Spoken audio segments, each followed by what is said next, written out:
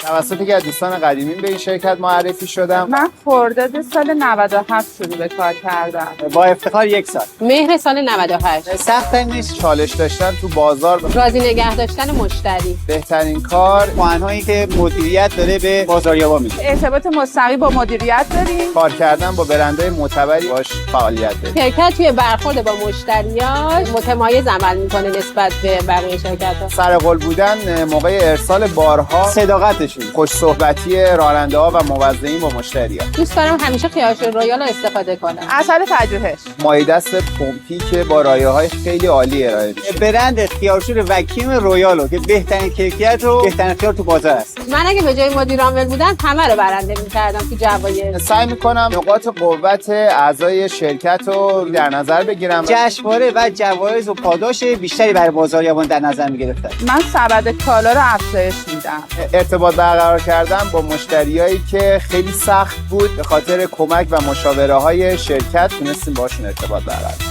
حس سلامت و شادی و آرامشی که توی مجموعه دارن. برنده شدن سفر ترکیه. برنده شدن سفر کیش. چندین مورد هست: نوع برخورد موظفین، برند بودن، تنوع محصولاتی که داره انحصاری بودن، ارتباط خوب ویزیتورا، دست اول بودن جنس، و قیمتاش.